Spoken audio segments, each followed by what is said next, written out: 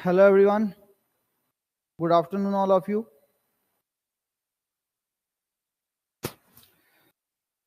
So एक छोटा सा इंट्रोडक्शन दे देते हैं खुद के बारे में।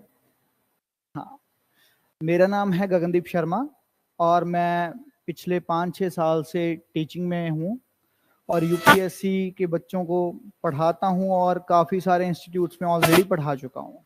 ट्राई सिटी के अंदर काफ़ी सारे इंस्टीट्यूट्स में मैं पढ़ा चुका हूँ ऑलरेडी। और इसके अलावा मैंने काफ़ी सारे एग्ज़ाम्स भी क्रैक किए हैं और मेंस वगैरह भी लिखे हैं। और इसके अलावा मेरा ऑप्शनल है ज्योग्राफी और मैं polity, economics, science and tech, environment, governance, Punjab GK और करंट अफेयर्स पढ़ाता हूँ। ठीक है, अगर कोई और किसी भी सब्जेक्ट में अगर आपको डाउट हो तो आप वो भी पूछ सकते हैं। ऐसा कुछ नहीं है कि मुझे इनके अलावा वो सब नहीं आता, सब आता है, बट हाँ इनमें मेरी एक्सपर्टीज है, इनमें मैं ज़्यादा पढ़ाता हूँ। तो ये चीज़ है। ठीक है, तो सबसे पहले देखो, आज वैसे हमारी है एनवायरनमेंट की क्लास, है ना, एनवायरनमेंट एंड इकोलॉजी। तो वैसे एनवायरनमेंट और इकोलॉजी बहुत ज़्यादा प्रीलिम्स के अंदर बहुत ज़्यादा क्वेश्चंस पूछे जा रहे हैं आजकल। तो प्रीलिम्स बेसिकली 4-5 सब्जेक्ट्स के ऊपर ही बेस्ड हो गया है, लाइक एनवायरनमेंट, इकोलॉजी के ऊपर, साइंस एंड टेक के ऊपर, थोड़े जो कुछ मैपिंग और आईआर के क्वेश्चंस आ जाते हैं, बाकी पॉलिटी, इकोनॉमी तो है ही। तो हिस्ट्री बड़ी अनप्रेडिक्टेबल पूछी जा रही है, एंशिएंट, मिडीवल, ठीक है ना।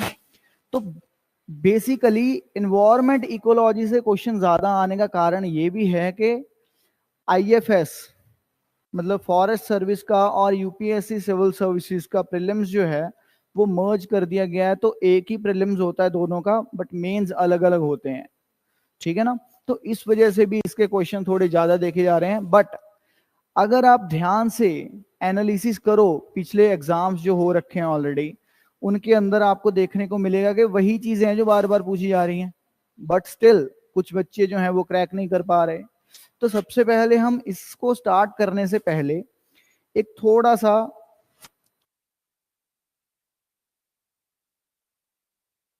फॉर्मूला देखेंगे कि एग्जाम निकालने के लिए क्या फॉर्मूला चाहिए। ठीक है, तो सबसे पहले इसको मैं मतलब बोलता हूं 5 स्टेप निर्वाण। डू यू नो निर्वाण?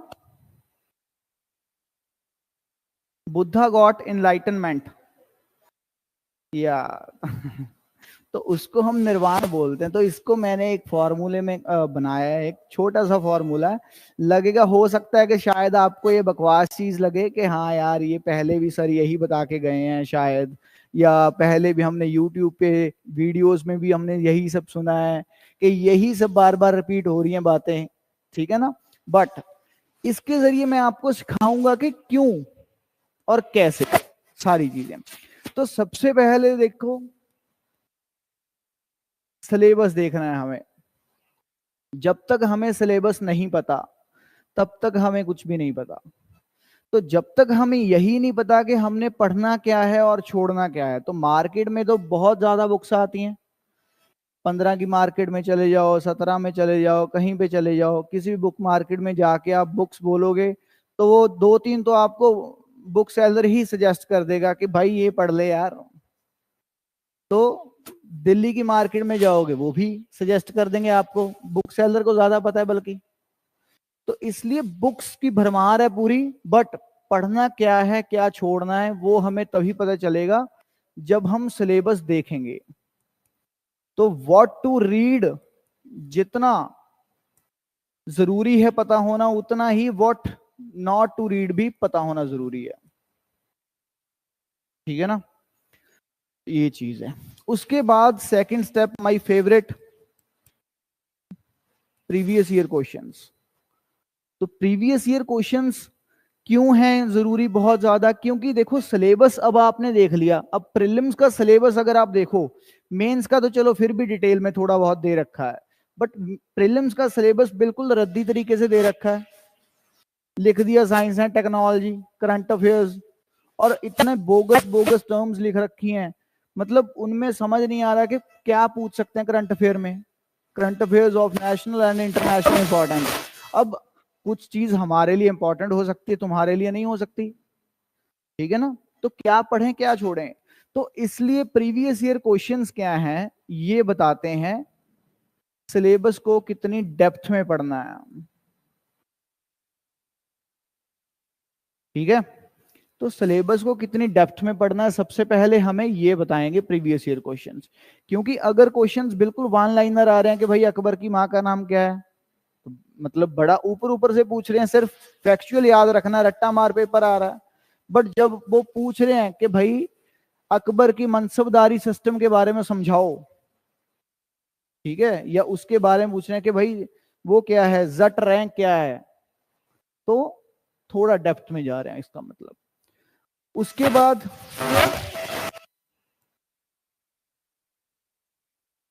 डेप्थ पता होनी जरूरी है, वैसे ही हमें ट्रेंड भी पता होना जरूरी है।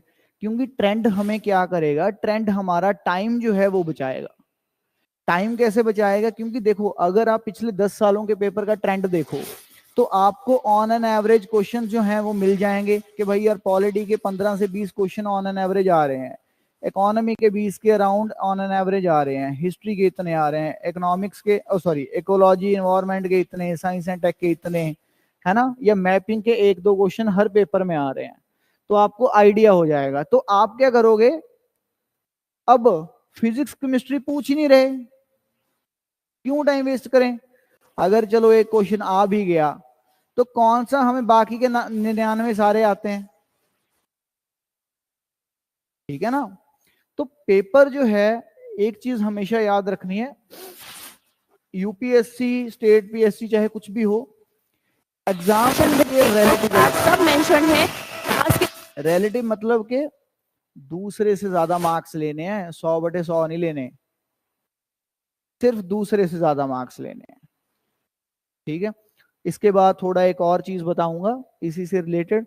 तो जैसे पॉलिटी के कितने आ रहे हैं, इकोनॉमी के कितने आ रहे हैं, खुद देखो, हिस्ट्री के कितने, एनवायरमेंट इकोलॉजी के कितने, साइंस एंड टेक के कितने, करंट अफेयर के कितने, उनको वेटेज के अकॉर्डिंग एक बार लिस्ट कर लो कि यार इसमें से सबसे ज्यादा आ रहे हैं तो इस पे ध्यान देना जरूरी है। कि अगर 20 क्वेश्चन आ रहे हैं तो कम से कम 15+ क्वेश्चन मेरे सही होने चाहिए, 20+ आ रहे हैं तो 15+ क्वेश्चन मेरे सही होने चाहिए।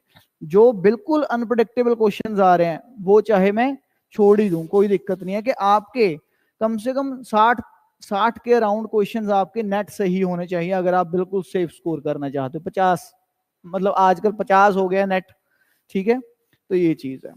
उसके बाद ये बताता है पेपर का पैटर्न।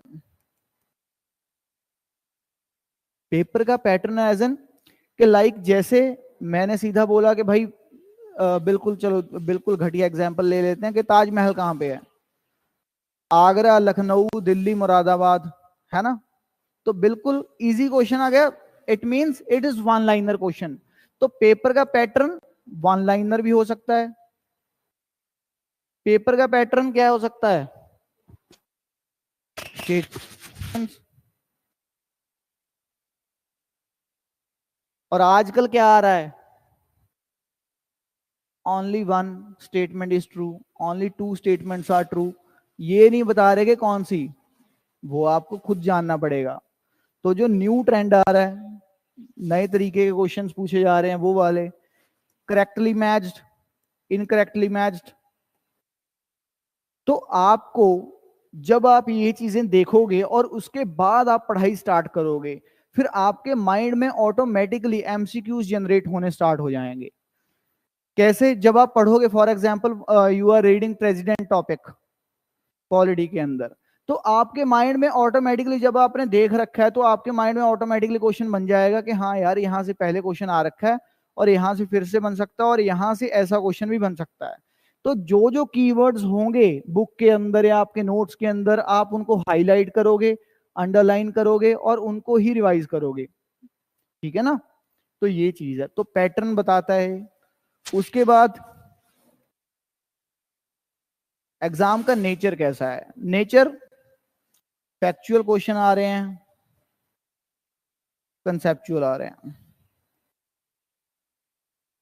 कि पेपर रट्टे मार आ रहा है या थोड़ा लॉजिकल आ रहा है, समझने वाला, या कुछ क्वेश्चन जो हैं वो कॉमन सेंस से भी हो रहे हैं।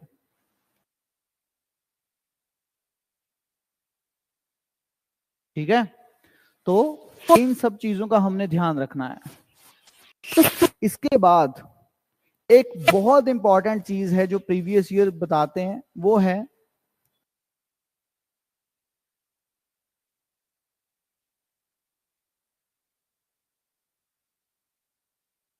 Most repeated themes. Most repeated themes क्या है कि जो आपको लगता है कि भाई एक हेड के अंदर, एक टॉपिक के अंदर जो हर बार पेपर में पूछा जा रहा है। फॉर एग्जांपल, अगर हम एग्जांपल लें बुद्धिज्म जैनिज्म की, तो हर पेपर में आ रहा है, हर साल क्वेश्चन पूछा जा रहा है बुद्धिज्म से, जैनिज्म से, है ना। तो मोस्ट रिपीटेड थीम्स के अंदर हम क्या करेंगे, कुछ मैक्रो टॉपिक्स लिस्ट डाउन कर लेंगे। फॉर एग्जाम्पल, एक पेपर में डैम के बारे में पूछ लिया, एक पेपर में पूछ लिया नेशनल पार्क से ये नदी निकल रही है, एक में पूछ लिया ट्रिब्यूटरीज के बारे में, एक में पूछ लिया कि भाई इंटरस्टेट रिवर डिस्प्यूट किसके अंदर चल रहा है। तो इसका मतलब इसका मेन थीम क्या है, रिवर्स या ड्रेनेज सिस्टम। तो उसको हमने मैक्रो टॉपिक में लिख लिया। तो अब हमने क्या किया, अब हमने पूरा का पूरा रिवर सिस्टम मतलब पूरा Himalayan river system, peninsular river system divide करके एक एक रिवर को अच्छे अच्छे से पढ़ लिया कि कौन से नेशनल पार्क में से कौन सी रिवर निकलती है, कौन सा डैम कहाँ बना हुआ है, कौन सा डिस्प्यूट किसके बीच में चल रहा है, क्या चल रहा है, सारी चीजें हमने कर ली। अब वो थीम हमारा कंप्लीट हो गया। अब उस थीम में से हमें पता है कि क्वेश्चन आने के चांसेस बहुत ज्यादा हाई हैं। तो अभी अगर क्वेश्चन आएगा तो इजीली सॉल्व हो जाएगा। तो मोस्ट रिपीटेड टॉपिक्स या थीम्स करने का या लिखने का ये मोटिव है कि आपको एटलीस्ट वो पता चल जाए कि यार ये चीजें तो आ ही रही हैं और ये चीजें तो मुझे 100% सक्सेस रेट के साथ सही करके आनी है। और मोस्ट रिपीटेड थीम्स में से ज्यादा नहीं तो 25-30 क्वेश्चन तो बिल्कुल मिल ही जाते हैं आराम से सेम टॉपिक्स में से। तो इसका मतलब आप पहले से ही 25-30% आगे चल रहे हो बाकियों से। आपको सिर्फ 70%, 70% भी क्यों, सिर्फ 40% करना है, सारा थोड़ी करना है सिलेबस। ठीक है ना। तो ये चीज, तो ये हमें एक एक सब्जेक्ट की लिस्ट बनानी पड़ेगी प्रीलिम से पहले, और उनको उसके स्टैटिक पार्ट को भी पक्का करना पड़ेगा, और जैसे जैसे करंट हम पढ़ते जाएंगे वो भी रिवाइज करना पड़ेगा और रिटेन करना पड़ेगा। क्लियर है। उसके बाद थर्ड स्टेप। थर्ड स्टेप क्या है, अब ये है स्टडी एंड सिलेबस।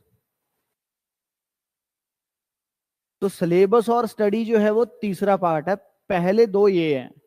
जब तक आपको यही नहीं पता कि सिलेबस क्या है, पेपर कैसा आता है कैसा नहीं आता, आपके पढ़ने का तरीका बिल्कुल स्कूल वाला कॉलेज वाला रहेगा कि यार कुछ भी पढ़ रहे हैं, हर चीज को हमने देख लिया कि यार किसी भी चीज को अंडरलाइन कर रहे हैं। कि प्रीलिम्स में ओनली वर्ड बहुत इंपॉर्टेंट रहता है, तो पेपर में बुक्स में भी क्या कर रहे हैं, ओनली वर्ड को ही अंडरलाइन कर रहे हैं। तो ऐसा नहीं होना चाहिए। तो पहले ये सब चीजें देखेंगे, उसके बाद स्टडी और सिलेबस कंप्लीट करेंगे। देन फोर्थ है revise and practice. Revise and practice, then last exam crack. But इस चीज के लिए ये दिखने में बहुत आसान लग रहा है, बट इन सब चीजों के लिए बहुत ज्यादा डिसिप्लिन चाहिए, बहुत ज्यादा कॉन्टिन्यूटी चाहिए। ठीक है, तो अगर ऐसे करोगे तो हो जाएगा आराम से। ठीक है ना, क्योंकि ये भी जो फॉर्मूला है ये भी हमें, मतलब मैंने भी जहां से कोचिंग ली थी कभी, तो हमें किसी ने नहीं बताया ना इन सब चीजों के बारे में बताया। मैं गया क्लास में और सबसे पहले इंटरनल सिक्योरिटी का बैच था, चलो बिठा दिया इंटरनल सिक्योरिटी में, और इंटरनल सिक्योरिटी मेरे ऊपर से जा रही थी बिल्कुल, और ऊपर से सर बहुत फास्ट इंग्लिश बोलते थे तो और भी ऊपर से जाने लगी। और हफ्ते 10 दिन में इंटरनल सिक्योरिटी खत्म करवा के खत्म किया कम, तो कुछ भी पल्ले नहीं पड़ा। तो इस ओरिएंटेशन का मेरा मोटिव यही है कि आपको एटलीस्ट ये समझ आ जाए कि हम सही राह पे कैसे चलेंगे। क्योंकि एक चीज और इंपॉर्टेंट है, हमें पीएचडी नहीं करनी, हमें सिर्फ एग्जाम निकालना है। NCERTs are relevant books, text books हैं वो पढ़नी ही है। उसके अलावा जो भी रेफरेंस बुक्स आपको बताई जा रही हैं, टीचर्स बता रहे हैं या कोई मैं भी बताऊंगा, तो सिर्फ वही पढ़ना, उसके अलावा और कुछ मत पढ़ना। क्यों? क्योंकि हम एक्सपीरियंस से आपको वो चीज बता रहे हैं। और दूसरी चीज, हो सकता है कि कोई भी क्वेश्चन वगैरह किसी और बुक में से आ जाए, बट इसका मतलब ये नहीं है कि बाकी के 90% क्वेश्चन इसमें से नहीं आए। तो एक क्वेश्चन के लिए बुक चेंज करने से अच्छा है कि वो 9 ही पक्के कर लो, उसको हम छोड़ देंगे।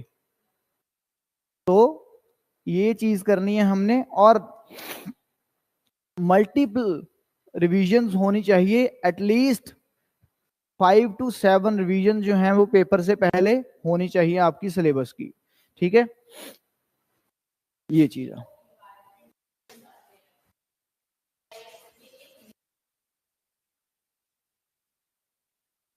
नहीं, मिथ तो नहीं है, होते करंट अफेयर्स में से हैं, बट वो क्या करते हैं वो सी, अभी बताता हूं इसके बाद। ये क्लियर है यहां पे कोई डाउट?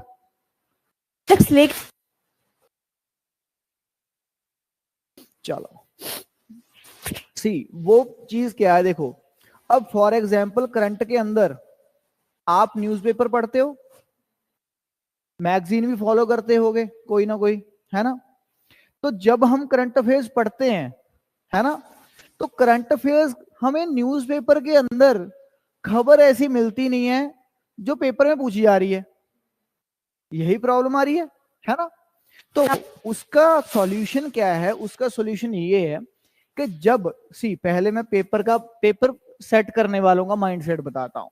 तो ये है,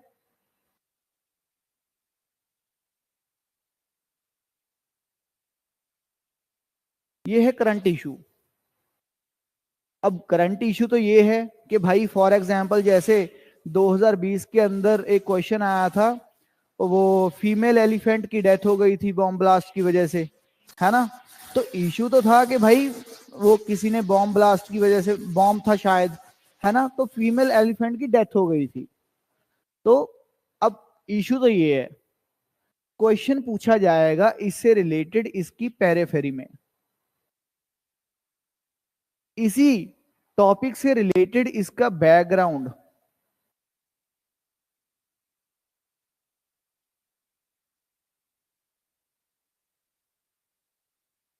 इसके साथ रिलेटेड फैक्ट्स। क्वेश्चन क्या पूछा कि भाई हाथियों के झुंड को लीड कौन करता है, मेल एलिफेंट के फीमेल?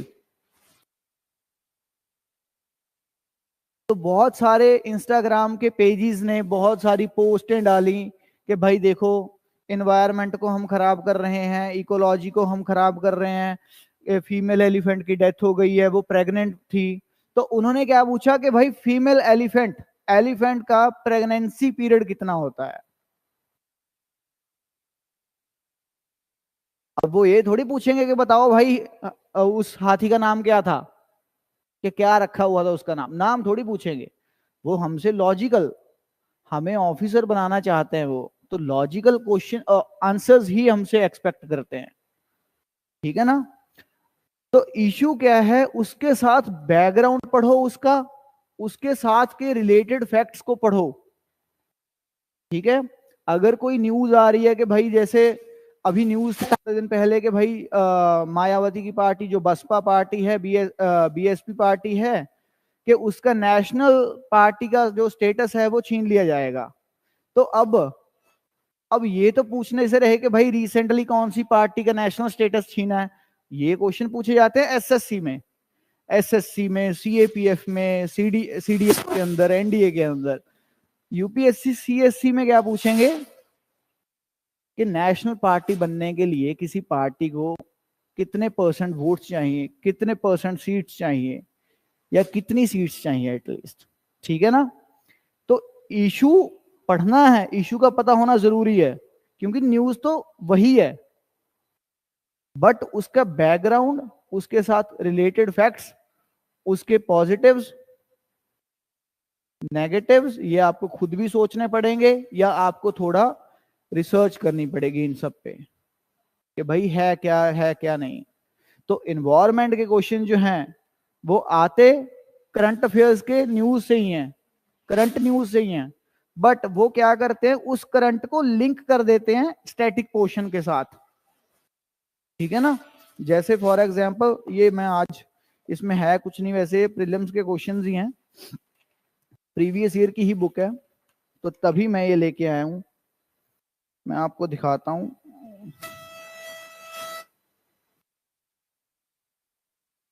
जैसे देखो, एनवायरमेंट के क्वेश्चंस सबसे ज्यादा क्या पूछे जा रहे हैं, थ्योरी में से पूछे जा रहे हैं, सीधा सीधा पूछ रहे हैं इकोलॉजी क्या है, ठीक है ना, इकोटोन क्या है, बिल्कुल सीधे सीधे क्वेश्चंस। जैसे एक आधे क्वेश्चन की मैं आपको एग्जांपल भी देता हूं।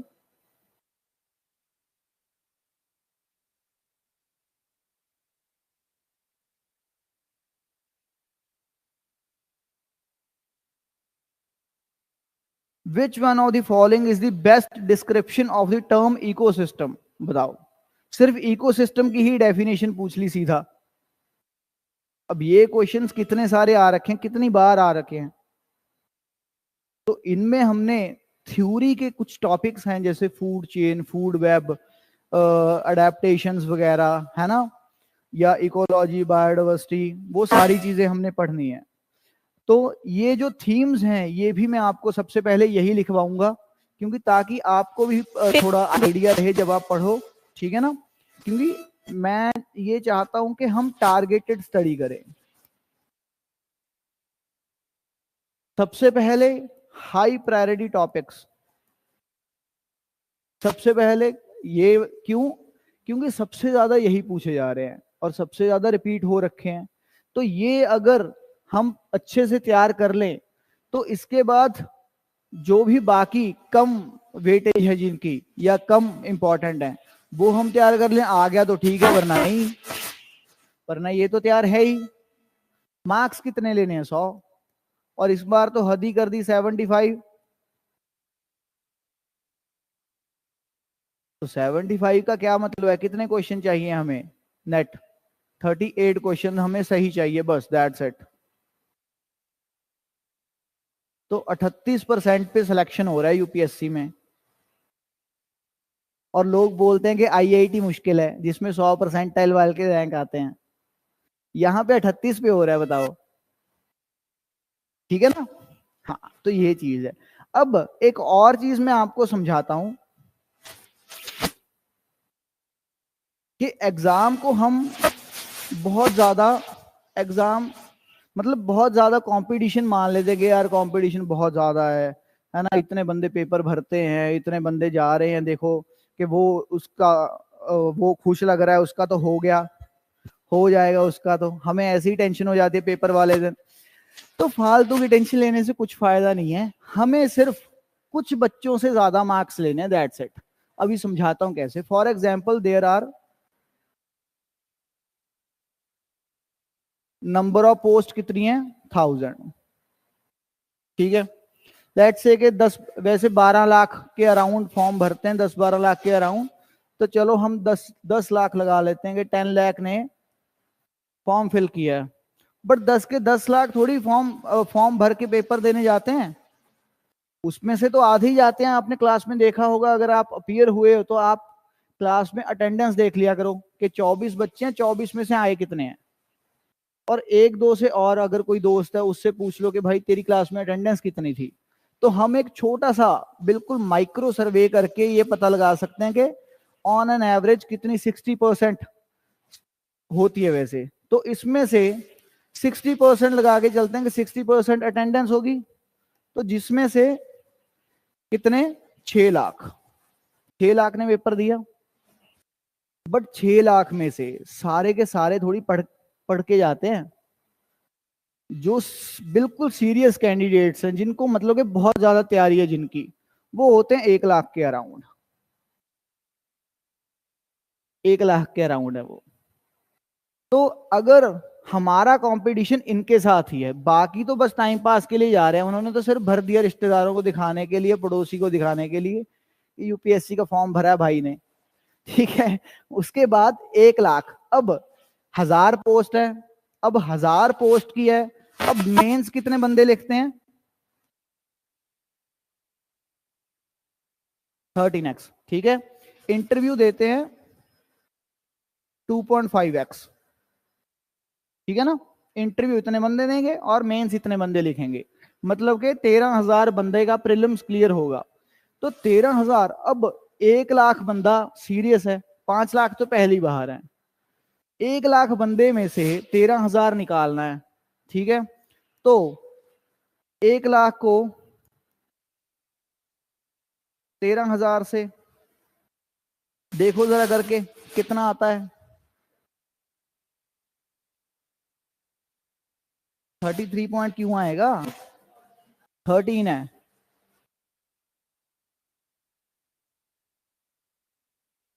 8 पॉइंट समथिंग, 8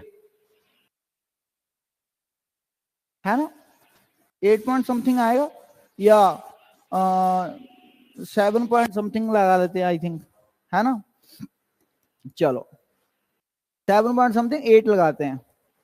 तो इसका मतलब कि एक सीट के लिए, मेंस में बैठने की एक सीट के लिए 8 बच्चे आपस में लड़ रहे हैं, तो 1 लाख में से 13,000 तो बैठेंगे ही ना, तो 8 बच्चे लड़ रहे हैं।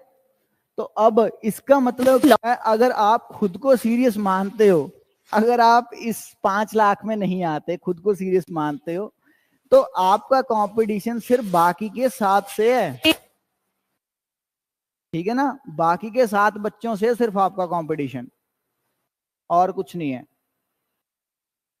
और अगर यहां पे देखें, अगर आपका मेंस क्लियर हो गया और इंटरव्यू में आ गए आप, तो इंटरव्यू मतलब कि 2500 बंदा आएगा। अब 13,000 में से 2500 बंदा बुलाया है, इसका मतलब कि 5 से 6 बंदे, तो आपका कंपटीशन अब 5 बंदों के साथ है, छठे आप हो, 5 बंदों के साथ कंपटीशन है।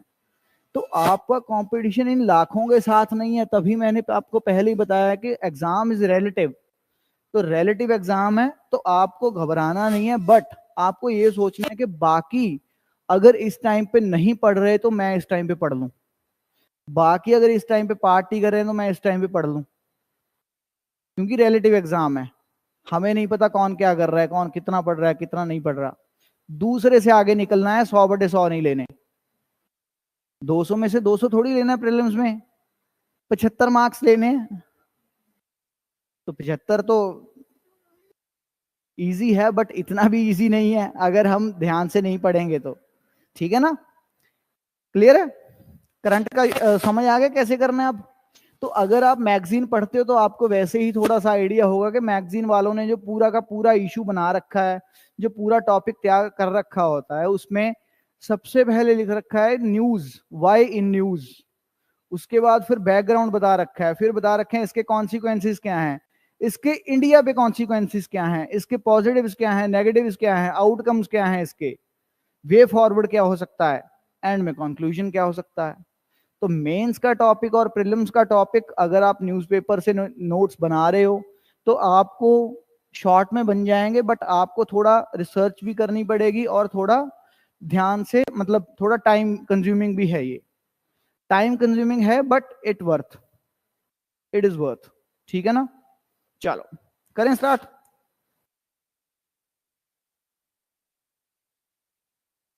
यहां तक कोई डाउट? चलो पहले कुछ मैं आपको थीम्स लिखवा देता हूं वैसे, और एक बार हम ये भी देख लेते हैं कि इन्वायरमेंट के अंदर सिलेबस में क्या क्या है, क्या क्या नहीं है ना। सबसे पहले प्रीलिम्स का, एक बार प्रीलिम्स का तो आपको पता ही है कि क्या लिख रखा है।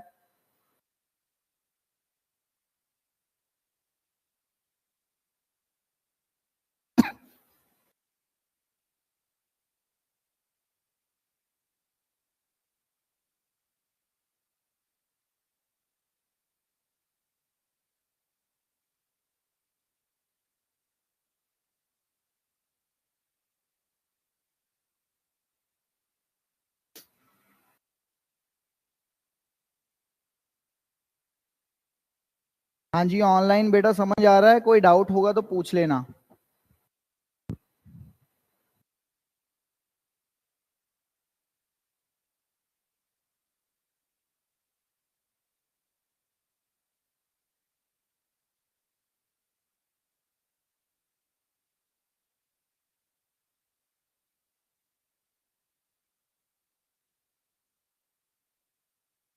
तो प्रीलिम्स का तो यही सिलेबस है, प्रीलिम्स का लिख लो एक बार। General issues on environmental ecology, biodiversity and climate change, and that do not require subject specialization.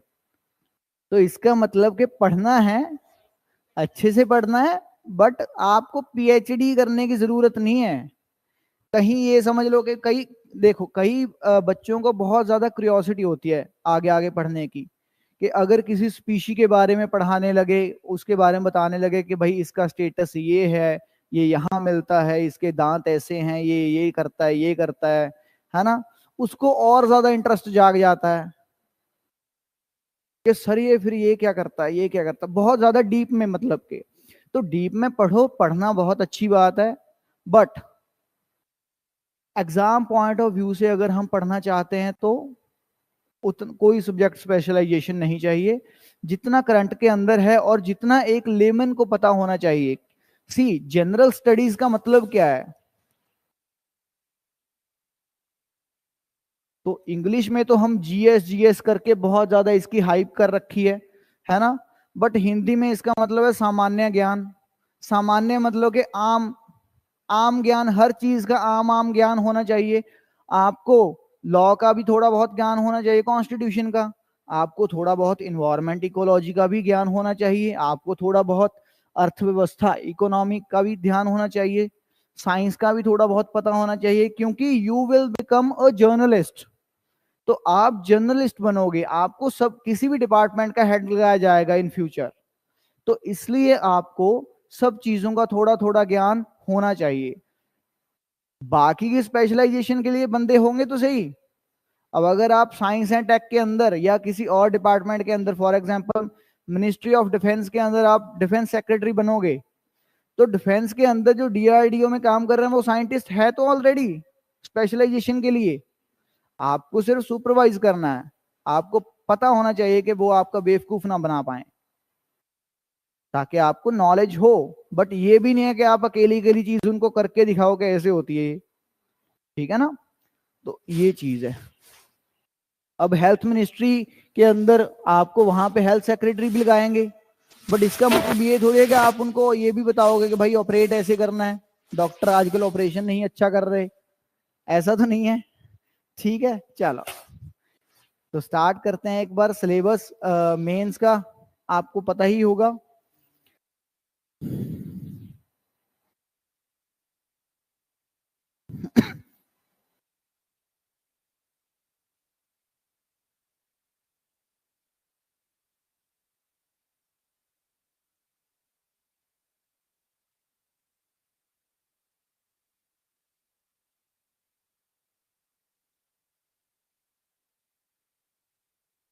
तो सबसे पहले एनवायरनमेंट एंड इकोलॉजी वाला टॉपिक हम लिख लेते हैं।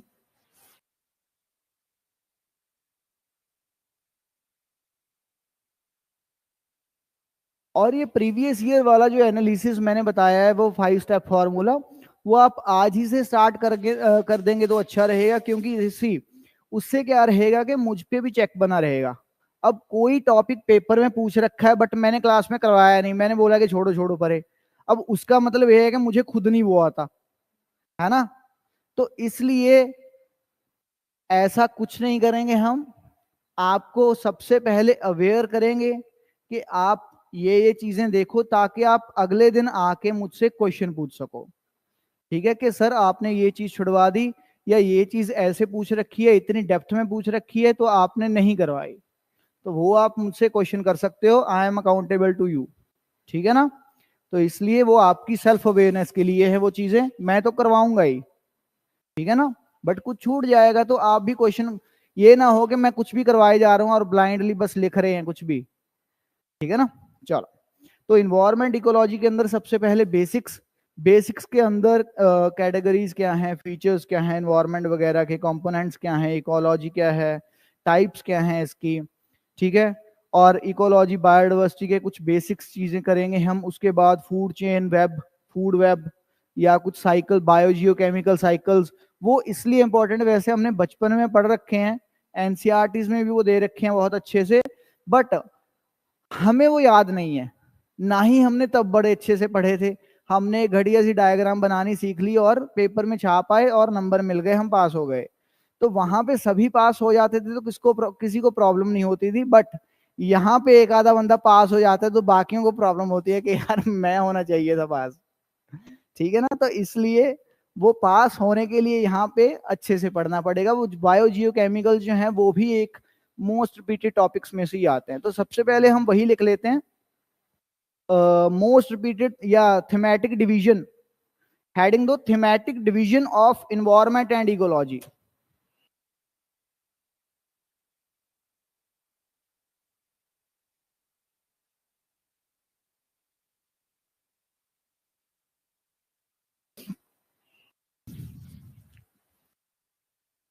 ठीक है, सबसे पहले थ्योरी, एक हम मेन है जो है,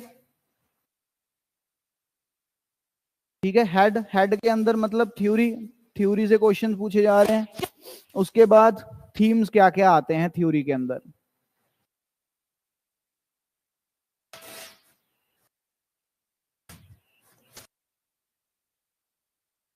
थ्योरी के अंदर जैसे basic concept of ecology, environment, biodiversity, ये लिख लो।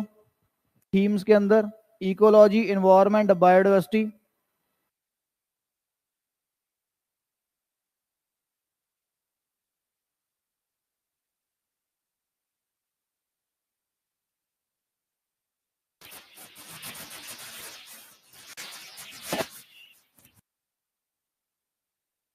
दूसरा थीम है एनवायरमेंटल प्रॉब्लम्स एंड सॉल्यूशंस।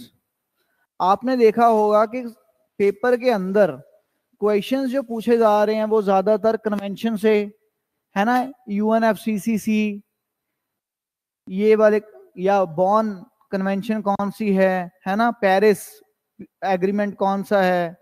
तो ये सारी चीजें जो हैं ये क्या है, सॉल्यूशंस। तो इन्वायरमेंटल प्रॉब्लम्स क्या हैं और उनसे रिलेटेड सॉल्यूशंस क्या हैं। अब माइग्रेटरी बर्ड के लिए अलग है, डिजर्टिफिकेशन के लिए अलग है, क्लाइमेट चेंज के लिए अलग है। तो वो सारी चीजें हमें अच्छे से पढ़नी पड़ेंगी और उनके लिए सॉल्यूशंस क्या हैं और हम कर क्या रहे हैं और आगे वे फॉरवर्ड क्या हो सकता है। यही चीजें तो हैं, यही मेंस में पूछी जाएंगी और यही इनके फैक्ट्स जो हैं वो प्रीलिम्स में पूछे जाएंगे, ठीक है ना। लिखो इन्वायरमेंटल, दूसरा हेड लिखो इन्वायरमेंटल प्रॉब्लम्स एंड सॉल्यूशंस। अब ये चीज अगर आपको कहीं पे न्यूज़पेपर में मिल जाए तो भी आपने बड़े अच्छे से पढ़नी है। इसके अंदर लिखो such as global warming, climate change, pollution, ozone, and their etc. and their solutions, etc. and their solutions.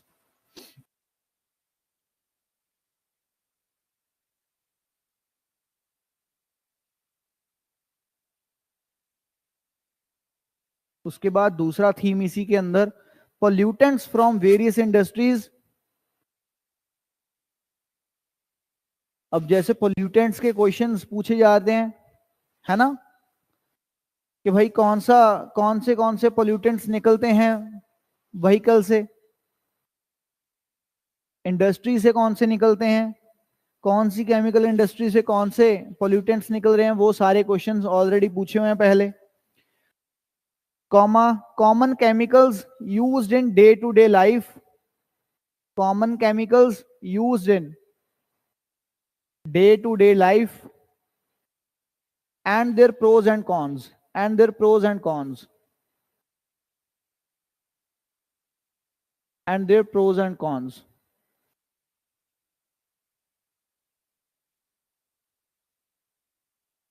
अब देखो, अब दोनों में मैं फर्क बताता हूं क्या है। ये जो टॉपिक है ना, ये फुली स्टैटिक है। अब ये बायोडाइवर्सिटी की डेफिनेशन के अंदर थोड़ी कोई करंट के अंदर चेंज आ जाएगा। ये तो नहीं है कि भाई जो बिडेन ने बोल दिया कि भाई बायोडाइवर्सिटी की चेंज, या यूएन ने बोल दिया, तो वो तो कुछ चेंज नहीं हो सकती। अब ये तो स्टैटिक है। अब अगर हम इन तीनों का अच्छे से फर्क पता कर लें कि क्या है, तो हमें इजी हो जाएगा। तो जो ऑलरेडी पेपर में क्वेश्चन पूछ रखे हैं वो कई कई बार सेम क्वेश्चन पूछ रखा है, ठीक है ना। और ये जो है ये करंट प्लस स्टैटिक दोनों है। प्रॉब्लम करंट में आएगी, पढ़ना हमें बैकग्राउंड पड़ेगा, क्या कर सकते हैं क्या नहीं कर सकते, ठीक है ना। वो कन्वेंशन सारी पढ़नी पड़ेंगी, और उसके रिलेटेड जो भी इस साल में अगर कोई कन्वेंशन या कोई सीओपी हुई है, कॉन्फ्रेंस ऑफ पार्टीज अगर कोई हुई है, तो वो भी पढ़ना पड़ेगा करंट का। तो ये करंट प्लस स्टैटिक दोनों का है।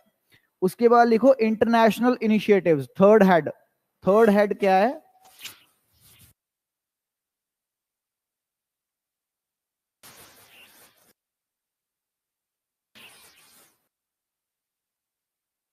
International initiatives. तो इसके अंदर क्या है, कोई इन्वायरमेंटल कन्वेंशन हैं, ट्रीटीज हो रखी हैं, उनका फंडिंग पैटर्न क्या है, कौन फंड कर रहा है, ठीक है ना। कैसे मीटिंग्स कहाँ पे रहती हैं, कैसे रहती हैं, क्या हिसाब किताब रहता है होस्टिंग का, जो भी चीजें हैं, या क्या क्या डिस्कशन हुई, बाइंडिंग है नॉन बाइंडिंग है, वो सारी चीजें हम क्या करेंगे इसके अंदर पढ़ेंगे। ये भी करंट प्लस स्टैटिक ही है। वैसे ये ज्यादा करंट है, करंट पे फोकस, बट दोनों ही है, ठीक है। इन्वायरमेंटल ऑर्गेनाइजेशंस लिख लो इसके अंदर थीम्स में। इन्वायरमेंटल ऑर्गेनाइजेशंस जैसे यूएनएफसीसीसी, यूएनसीसीडी, है ना। Treaties, environmental organisations comma treaties, implementation mechanisms, funding pattern etcetera. Implementation mechanism, funding pattern etcetera.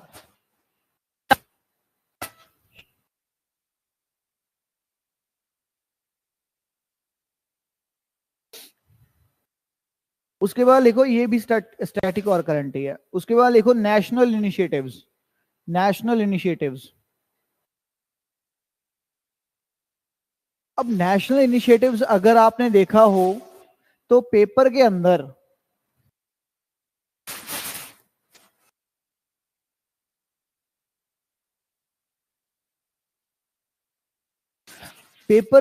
अगर आपने प्रीवियस ईयर कुछ देखे हों तो आपको दिखेगा कि वाइल्ड लाइफ प्रोटेक्शन एक्ट से कितने क्वेश्चन आ रखे हैं, है ना।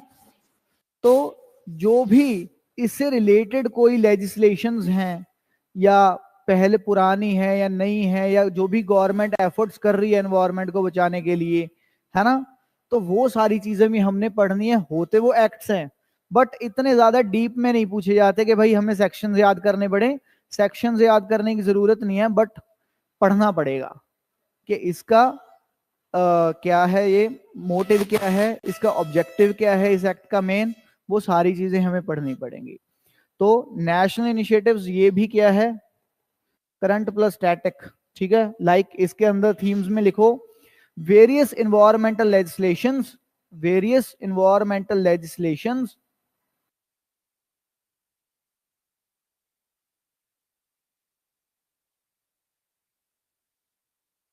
Comma government policy, government policy,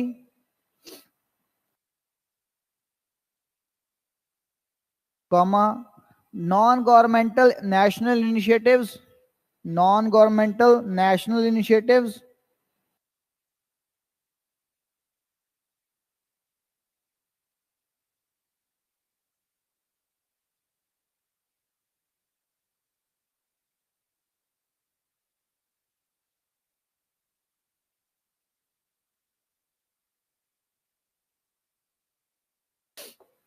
comma forest survey of India report etcetera. Forest survey of India report, ये भी हर 2 साल बाद आती है रिपोर्ट बाइनली, ठीक है। तो ये भी इंपॉर्टेंट हो जाती है, क्योंकि कई बार पेपर में पहले पूछ रखा है कि किस स्टेट के अंदर परसेंटेज वाइज फॉरेस्ट कवर ज्यादा है, किस में ट्री कवर ज्यादा है, किस में डेंसिटी ज्यादा है, या कुछ भी। ठीक है ना, तो वो परसेंटेज वाइज भी हमने पढ़ना है और एरिया वाइज भी पढ़ना है। ठीक है ना, तो वो भी हम करेंगे अच्छे से। उसके बाद जो फिफ्थ आता है,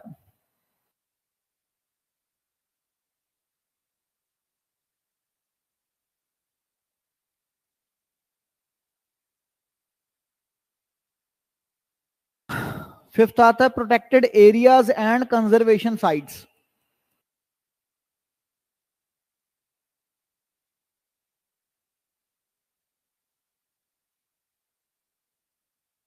protected areas and conservation sites, इसके अंदर क्या पढ़ेंगे, नेशनल पार्क। अब आपने कोई नेशनल पार्क के बारे में न्यूज सुन ली, ठीक है ना, कि भाई इस फलाने नेशनल पार्क का नाम चेंज कर दिया, या इस वाइल्ड लाइफ सेंचुरी को नेशनल पार्क बना दिया गवर्नमेंट ने। तो अब यहाँ पे क्वेश्चन क्या बनेगा, अब नाम तो पूछेंगे नहीं वो, नाम भी वैसे पूछ लेते हैं कई बार, ठीक है, बट स्टैटिक का क्वेश्चन क्या बन सकता है कि नेशनल पार्क कौन बनाता है, सेंट्रल गवर्नमेंट के स्टेट गवर्नमेंट। क्या क्या चीजें रिक्वायर्ड है नेशनल पार्क डिक्लेयर होने के लिए, वो सारी चीजें, वाइल्ड लाइफ सेंचुरी कैसे बनेगी, कंजर्वेशन रिजर्व क्या है, कम्युनिटी रिजर्व क्या है, उन सारी चीजों का डिफरेंस बहुत अच्छे से पढ़ना पड़ेगा। और फिर उसके अलावा जो सबसे ज्यादा बार पूछा गया है क्वेश्चन, कि भाई फलानी वाइल्ड लाइफ सेंचुरी कौन सी स्टेट में है, फलाना नेशनल पार्क कौन सी स्टेट में है। तो इस तरीके से हम आगे बढ़ेंगे। तो यहां पे लिखो national park, national parks, wild life sanctuaries, national park, wild life, Ramsar sites, Ramsar sites, their location, comma their location, conserved species, climate, rivers, etc. Conserved species, climate, rivers, etc. क्योंकि कई बार अगर आपने 2019 के पेपर में अगर आपने देखा हो प्रीलिम्स में, तो वहां पे एक क्वेश्चन पूछा था, तो उन्होंने क्या किया, एक नेशनल पार्क का डिस्क्रिप्शन दे दिया कि भाई इस नेशनल पार्क में फ्लोरा ऐसा मिलता है, फौना ऐसा मिलता है, क्लाइमेट रहता है ऐसा, कि अल्पाइन ट्रीज मिलती हैं और क्लाइमेट ऐसा रहता है, और बीच में से एक नदी पास कर रही है, कि नदी का ये नाम है। ठीक है, तो अब अगर आपने नेशनल पार्क का पूरा डिस्क्रिप्शन पढ़ा होगा कि वहां पे कैसी कैसी वेजिटेशन मिल रही है, ये कैसे कैसे जानवर मिल रहे हैं, तो आपको आइडिया हो जाएगा कि हाँ यार ये मध्य प्रदेश की बात हो रही है या ये उत्तराखंड की बात हो रही है। अब alpine trees obviously Madhya Pradesh में तो मिलने से रहे, है ना। अल्पाइन तो हाइट पे मिलते हैं, पहाड़ों में, बर्फ के पहाड़ों में, ठीक है, तो वो वहां पे मिलेंगे कहीं ना कहीं। ठीक है ना, तो ये चीज है, तो थोड़ा सा कॉमन सेंस, थोड़ा सा नॉलेज, और बाकी का एप्लीकेशन और विजन। ठीक है, तो ये चीजें हमने करनी है। और लास्ट जो सबसे इंपॉर्टेंट थीम आता है, करेंगे हम सारा, ये मैंने सिर्फ आपको इंपॉर्टेंट थीम्स लिखवाए हैं कि इनमें से ज्यादा आ रहा है, ठीक है, प्रीलिम्स के, वो भी मेंस पॉइंट ऑफ व्यू से भी हम सारा कुछ करेंगे, प्रीलिम्स पॉइंट ऑफ व्यू से भी सब करेंगे। ठीक है, ये सिर्फ प्रीलिम्स के थीम्स हैं, इंपॉर्टेंट थीम्स। स्पीशीज लिखो, स्पीशीज, थीम्स है स्पीशीज। स्पीशीज के अंदर अब फ्लोरल स्पीशीज भी पूछी जा रही है, कुछ मेडिसिनल प्लांट्स भी पूछ रहे हैं, मतलब कि फ्लोरा फौना दोनों पूछे जा रहे हैं। इंपॉर्टेंट फ्लोरा एंड फौना लिखो, important flora and fauna including including invasive species, invasive species, and their impact on local ecosystem, and their impact on local ecosystem।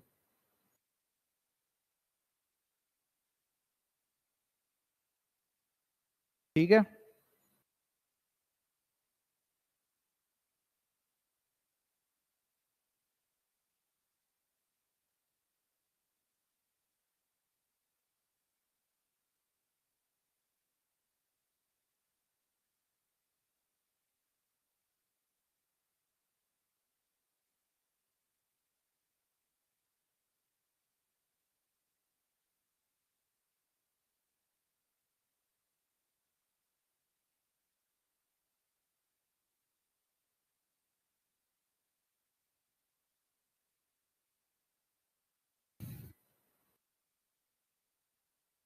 तो इसके बाद अगर हम मेंस की बात करें तो मेंस के अंदर देखो GS3 का पार्ट फॉर्म करता है एनवायरनमेंट एंड इकोलॉजी, बट अगर हम देखें तो ज्योग्राफी के अंदर भी कुछ ना कुछ क्वेश्चंस मिल जाते हैं GS1 के अंदर। तो जब भी आप कभी ज्योग्राफी पढ़ने बैठो तो जब आप रिवीजन करनी है तो दो दो सब्जेक्ट्स एक साथ करनी चाहिए। तो जैसे ज्योग्राफी के साथ इन्वायरमेंट एंड इकोलॉजी पढ़ लिया, ठीक है ना, तो इससे क्या है आपकी मैपिंग भी हो जाएगी ज्योग्राफी की वजह से, और यहां पे आपकी एप्लीकेशन भी हो जाएगी उन मैप्स की, ठीक है ना।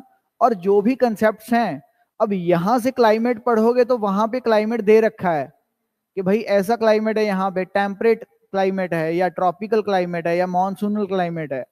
तो बट ये इनका कंसेप्ट दे रखा है ज्योग्राफी में कि मॉनसूनल कौन सा है, क्या क्या फीचर्स हैं इसके, कहाँ कहाँ मिलता है, वो सारी चीजें।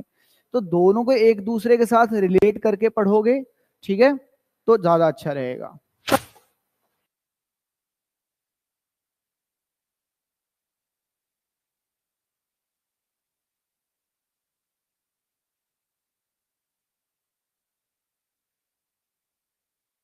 ठीक है, तो जर्नल स्टडीज, अब देखो जर्नल स्टडीज आपको एक और चीज बताता हूं, 1 2 3 4, तो 4 पेपर हैं।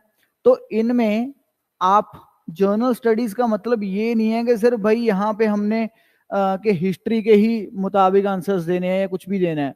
ये हिस्ट्री, सोसाइटी, ज्योग्राफी, कल्चर इसके अंदर दे रखा है, बट वो पेपर GS1 है, तो उनमें आप डायमेंशन कोई भी लेके चल सकते हो, ठीक है ना।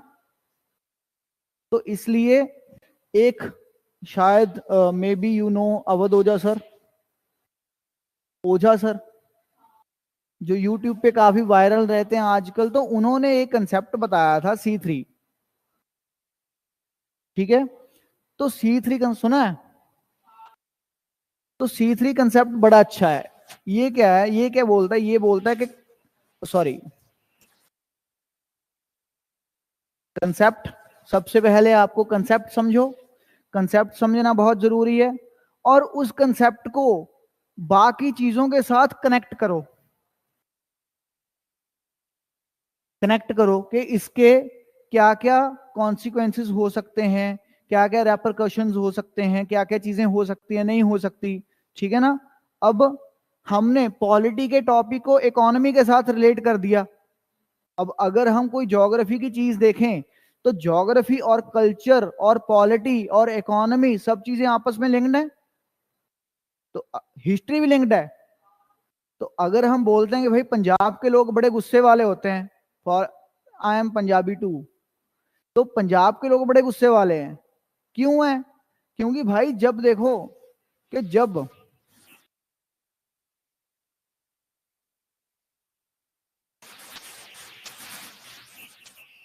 ये इंडिया है तो यहां से सारे इन्वेडर्स आते थे, तो यही है पंजाब। वैसे तो चलो पाकिस्तान भी पहले पंजाब ही था, तो ये है बेसिकली पंजाब। तो यहां से सबसे पहले लोग लड़ने के लिए खड़े होते थे खुद तो, क्योंकि इंडिया के लोग कभी भी बाहर इन्वेजन करने नहीं गए, बट सबसे पहले गुजरात के लोग क्यों हैं, क्योंकि भाई समंदर का एरिया है, कोई कुछ नहीं कहता, सब व्यापार ही कर रहे हैं, पहले से ही ट्रेड कर रहे हैं। और यहाँ के लोगों के खून में गुस्सा है, क्योंकि पहले हिस्ट्री हमारी ऐसी रही है। हिस्ट्री इसलिए ऐसी रही है क्योंकि हमारी ज्योग्राफी ऐसी रही है, क्योंकि यही एरिया पाकिस्तान वाला है, अब यही अरब से लगता है। तो अरब इन्वेडर्स, यूरोपियंस जो भी हैं, यूरोपियन चलो यहां से बाद में आए थे, तो अरब इन्वेडर सारे या टर्किश जो भी हैं वो सभी यहीं से आए। तो इस वजह से ज्योग्राफी की वजह से हिस्ट्री बन गई वैसी, हिस्ट्री की वजह से कल्चर बन गया। सलवार सूट क्यों पहनते हैं, अरबी पठान पहनते हैं सलवार, तो उनकी औरतें पहनती थी या वो खुद पहनते थे, तो हमारे औरतों ने पहनने शुरू कर दिए सलवार सूट। तो हर चीज का ये है, ठीक है ना। तो इतना बड़ा घूंघट क्यों लेते हैं राजस्थान में, रेत पड़ती है मुंह में, पहले इसलिए लेना शुरू किया था, बाद में वो कल्चर बना दिया कि नहीं भाई ससुर के सामने तो जाना ही नहीं है ऐसे, है ना। तो हर चीज को क्या करना है, पहले कंसेप्ट समझना है, फिर कनेक्ट करना है, फिर उस दोनों चीजों को कंसोलिडेट करके एक जगह पे लिखना है। तो एक जगह पे आप उनको कंसोलिडेट करके लिख लोगे कि हाँ यार इसके पॉलिटिकल इंपैक्ट ये हैं, इकोनॉमिकल फाइनेंशियल इंपैक्ट ये हैं, कल्चरल इंपैक्ट ये पड़ेगा, इससे आपको ऐसे में भी मदद मिलेगी और जीएस में तो मिलेगी ही मिलेगी, ठीक है ना। और आपका कंसेप्ट जो है वो आपका डायमेंशन जो है वो बहुत ज्यादा डायमेंशन बन चुकी हैं। आप किसी भी टॉपिक पे किसी भी डायमेंशन में बोल सकते हो, लिख सकते हो, ठीक है ना। तो नोट्स जब भी बनाने हैं, कंसेप्ट समझना है पहले, फिर उनको कनेक्ट करनी है डॉट्स उनकी सबकी कि भाई ये यहां जुड़ रही है, ये यहां जुड़ रही है, फिर कंसोलिडेशन, ठीक है ना, फिर नोट्स बनाने हैं। अब नोट्स के लिए एक आपको एक स्टोरी सुनाता हूं।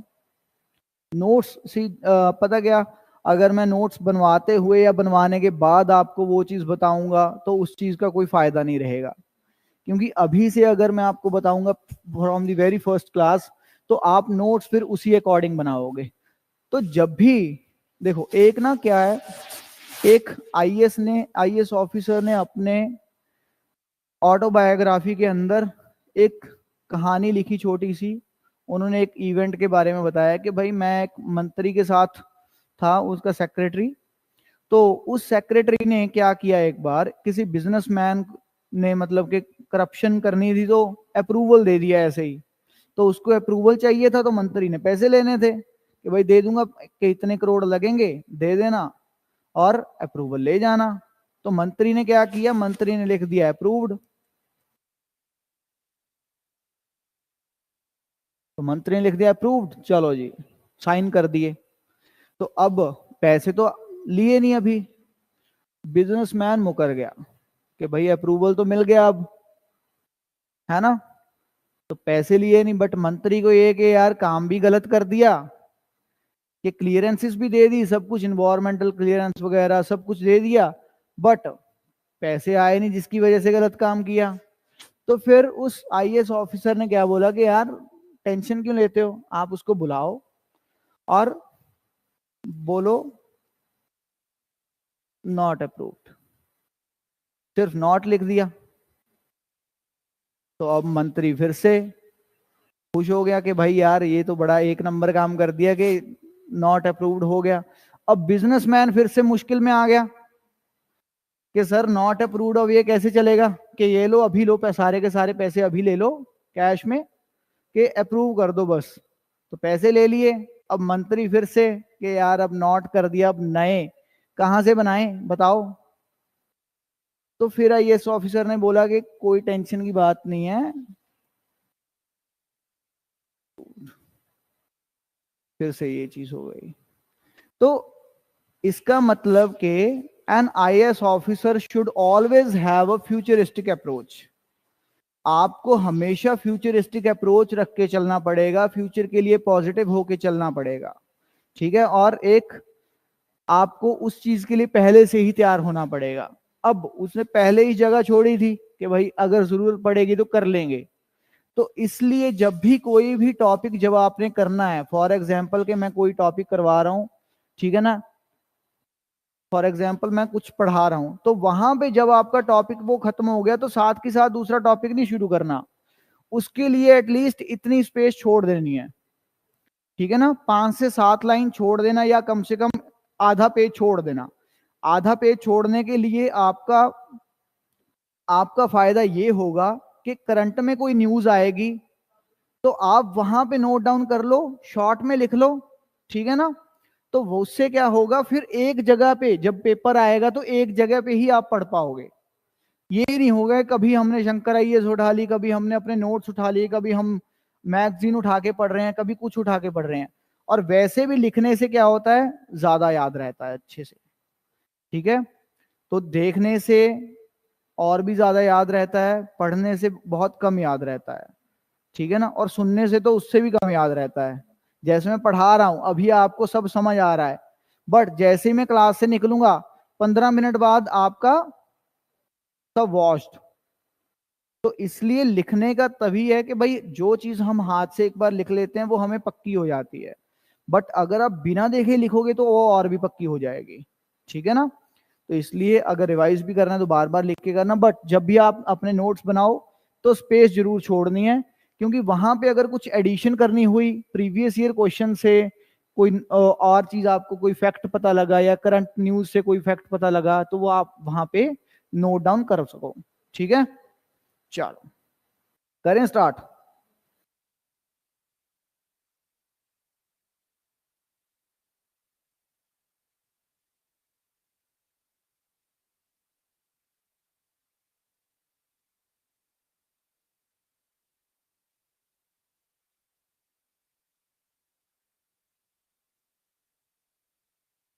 चलो सबसे पहले हम देखते हैं एनवायरमेंट।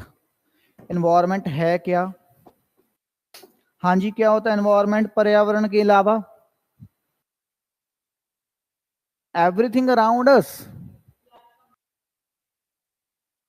हाँ, कंपोनेंट्स ऑफ बायोटिक फैक्टर्स, ठीक है, तो उसे हम बोलते हैं environment.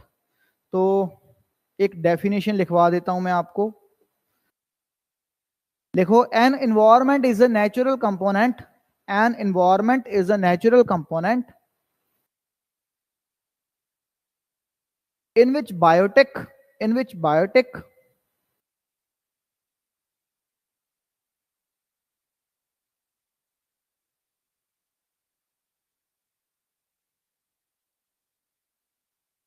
and abiotic and abiotic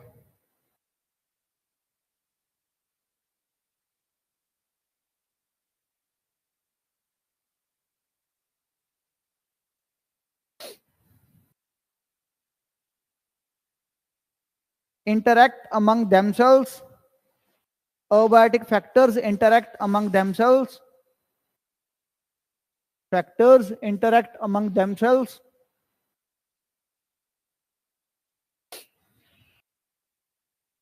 and with each other, and with each other.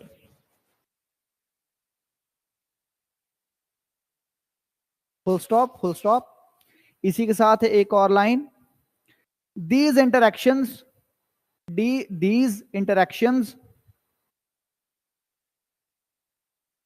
shape the habitat and ecosystem, shape the habitat and ecosystem of an organism,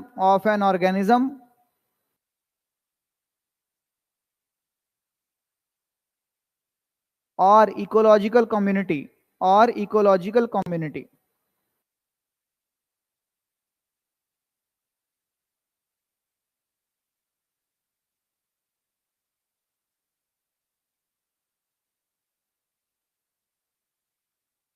एक और डेफिनेशन लिख लो इसकी इन्वायरमेंट की। नेक्स्ट पॉइंट, ये फर्स्ट पॉइंट था, दूसरा point एक और डेफिनेशन लिखवा देता हूं।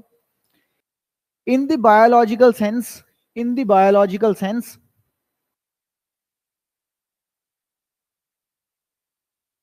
an environment constitutes, an environment constitutes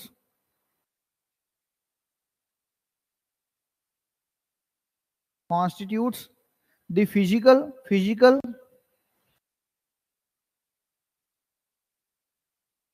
and biological factors,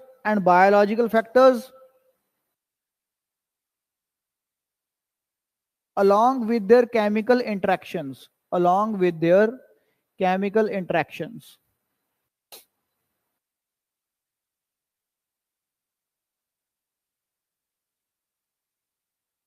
That affect an organism,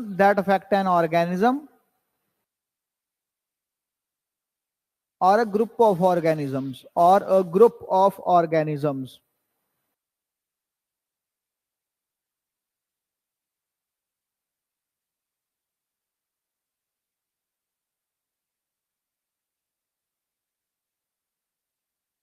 तो सभी के सभी ऑर्गेनिजम्स जो हैं वो भी इन्वायरमेंट पे ही डिपेंडेंट हैं। हम भी ऑर्गेनिज्म हैं, हम भी इन्वायरमेंट पे ही डिपेंडेंट हैं। फूड के लिए, चाहे वाटर के लिए, चाहे एनर्जी रिक्वायरमेंट हो हमारी, चाहे कोई शेल्टर रिक्वायरमेंट्स हो, चाहे कुछ भी हो, तो हम हर चीज के लिए इन्वायरमेंट पे ही डिपेंडेंट हैं, ठीक है ना।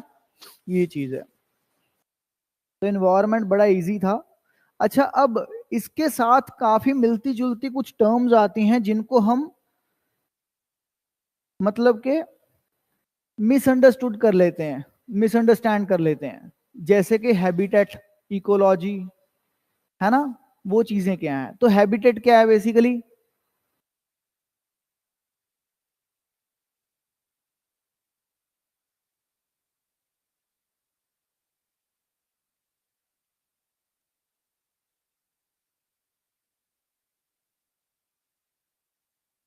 हैबिटेट मतलब कि जहां पे कोई ऑर्गेनिज्म रहता है, ठीक है ना, रहने की जगह। जैसे हमारा हैबिटेट अलग है, कुत्तों का हैबिटेट अलग है, पंछियों का हैबिटेट अलग है ना। डायनासोर का अलग था, एलिगेटर्स का अलग है, ठीक है ना, मछलियों का अलग है।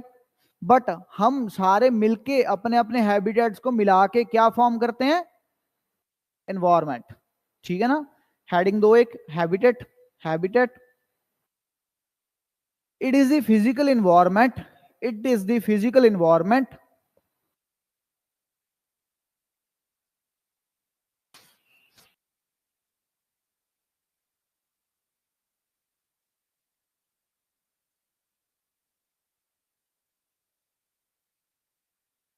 physical environment in which an organism, in which an organism lives.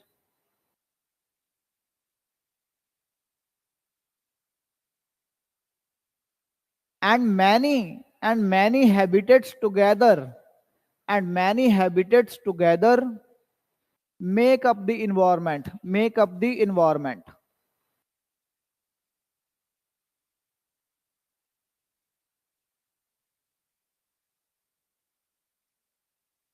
ठीक है।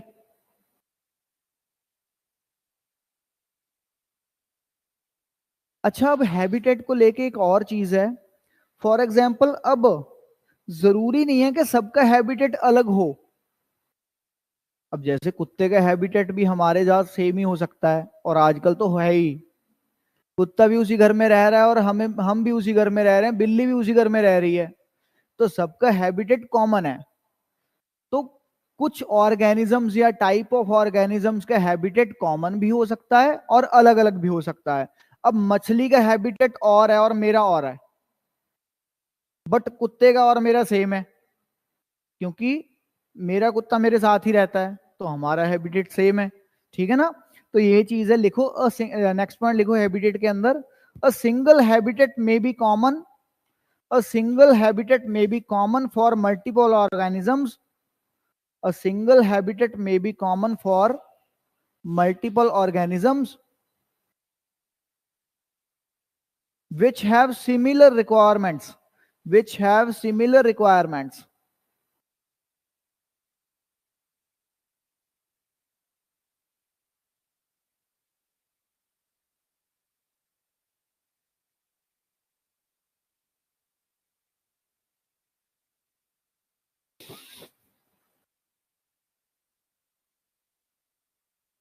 ठीक है ना। तो जैसे मछली हो गई, फ्रॉग्स हो गए, या कोई और स्पीशीज फाइटोप्लैंक्टन हो गए, तो वो पानी में ही रहते हैं, तो उनका हैबिटेट सेम है, तो एड्रेस भी सेम है। तो अगर मुझे पूछेगा कोई कि भाई मछली से मिलने जाना है, तो मछली से मिलने कहाँ जाएंगे? पानी में। अगर कोई मुझसे पूछेगा कि फाइटोप्लैंक्टन चाहिए मुझे, तब भी पानी में ही जाएंगे। अगर कोई पूछे कोरल रीफ चाहिए, तब भी पानी में ही जाएंगे। तो मैं एड्रेस उनको सेम ही बताऊंगा, ठीक है ना। तो ये चीज है, समझ आया? हाँ। अच्छा, अब एक और क्वेश्चन जो पहले पूछा गया है और आगे भी पूछा जा सकता है, इसी के साथ एक और, एनवायरमेंट वर्सेस हैबिटेट के इनमें डिफरेंस क्या है? मेन क्या डिफरेंस हो सकता है? अब habitat is a smaller component basically, वो तो है ही। हाँ,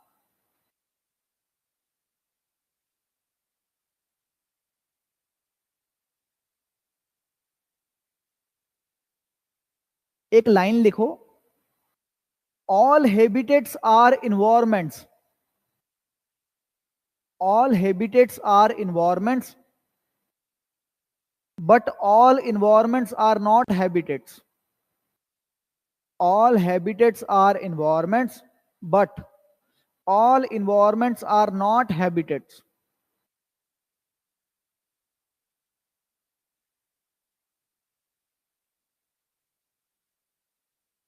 ठीक है, इट मीन्स, इसी के साथ लिख लो एक line, a habitat always have life in it. Habitat always has life in it. इसमें हमेशा लाइफ होगी ही होगी. क्यों?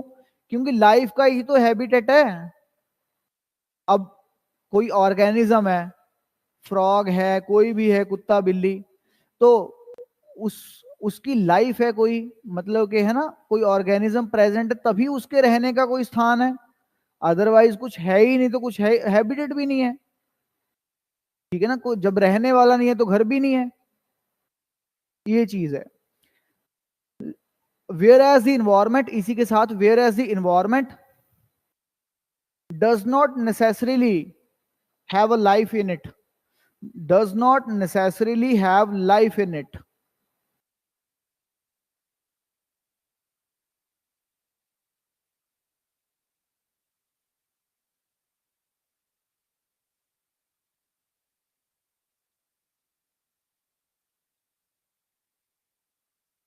नेक्स्ट पॉइंट लिखो, usually. Usually environment governs.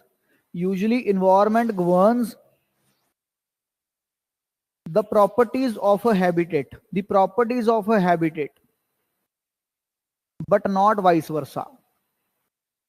But not vice versa.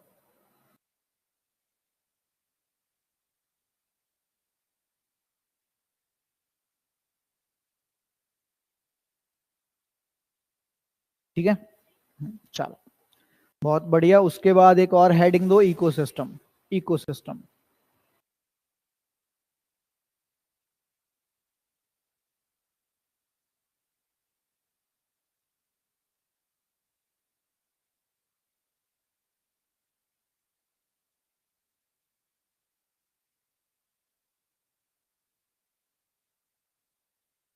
अच्छा, इकोसिस्टम क्या है? Ecosystem is a functional unit of nature. तो जहां पे ऑर्गेनिजम्स जो हैं वो इंटरेक्ट करते हैं आपस में या अलग अलग स्पीशीज के साथ. ठीक है ना, जहां पे लिविंग ऑर्गेनिजम्स बेसिकली. इन्वायरमेंट में क्या था? लिविंग भी था, नॉन लिविंग भी था, बायोटिक भी था, अबायोटिक भी था, सब कुछ था. तो वहां पे हमने पहले भी पढ़ा है कि भाई नेसेसरीली लाइफ होनी नहीं चाहिए, हो ना हो कोई दिक्कत नहीं है, इन्वायरमेंट इन्वायरमेंट ही रहेगा. ठीक है, बट इकोसिस्टम के अंदर क्या है? ये है फंक्शनल यूनिट ऑफ नेचर, और यहां पे लिविंग ऑर्गेनिजम्स आपस में करते हैं इंटरैक्ट. ठीक है, ये चीज है. तो लिखो एक लाइन, जैसे कि aquatic ecosystem, terrestrial ecosystem. Terrestrial कौन सा है? ये पूरा का पूरा टेरेस्ट्रियल ही है, लैंड वाला. तो हम आपस में इंटरैक्ट कर रहे हैं, है ना, और घर जाके आप कुत्ते से इंटरेक्ट करोगे तो दो स्पीशीज आपस में इंटरेक्ट कर रही हैं, है ना. या आपने क्या करना है, अमरूद तोड़ लेना पेड़ से, तो आप दूसरी स्पीशी के साथ इंटरेक्ट कर रहे हो. ठीक है ना, तो वो टाइप ऑफ इंटरेक्शंस बाद में कर लेंगे कि किसको फायदा हो रहा है किसको नुकसान हो रहा है, बट इंटरेक्शन तो हो रहा है. ठीक है ना. लिखो, an ecosystem can be visualised. An ecosystem can be visualised as a functional unit of nature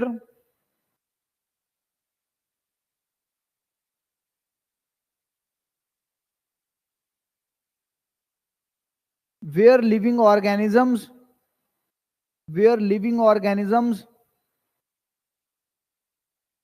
interact among themselves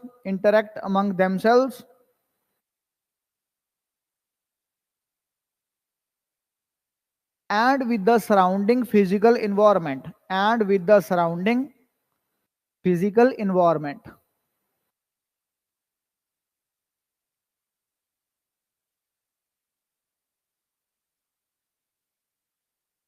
Physical environment.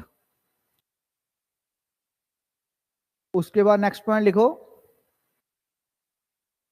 an ecosystem can be of any size. An ecosystem can be of any size.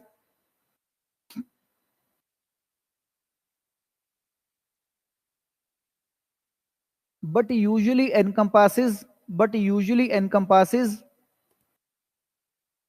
specific and limited species.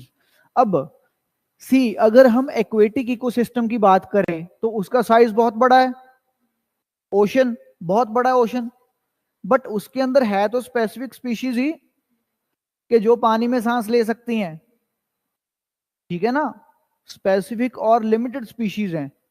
अब जो land पे रहती हैं कुछ हैं जो दोनों में रह सकते हैं, सांप, फ्रॉग, है ना, बट कुछ जो स्पेसिफिक स्पीशीज है वो सिर्फ वहीं पे रहती हैं, ठीक है ना। तो इसलिए ये चीज है, लिख लो for example terrestrial ecosystem, aquatic ecosystem.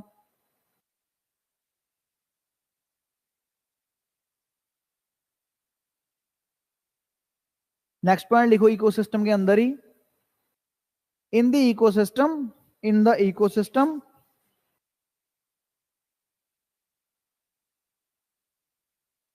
biotic and abiotic components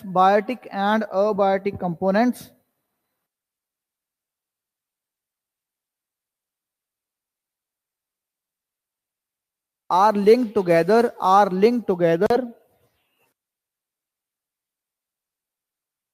through nutrient cycles and energy flows. Through nutrient cycles, nutrient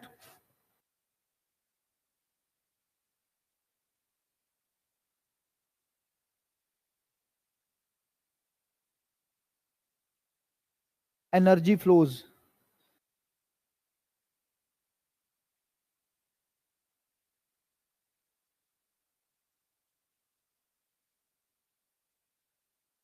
तो इकोसिस्टम के अंदर क्या है, इकोसिस्टम के अंदर अगर एक चीज पे कोई इफेक्ट होता है या कोई नुकसान होता है तो उसका इंपैक्ट पूरे इकोसिस्टम पे पड़ता है, ठीक है ना। फूड चेन के अंदर क्या है कि अगर फूड चेन इम्बैलेंस हो जाए, अगर कोई स्पीशी खत्म हो जाए तो बीच वाले तो गए, एक की पॉपुलेशन बहुत ज्यादा हो गई और दूसरा वो खाता नहीं है, ठीक है ना। तो ये चीज हो जाती है, क्लियर है। चलो इसके बाद एक हेडिंग दे दो, करेंगे हम कल classification of ecosystems, classification of ecosystems.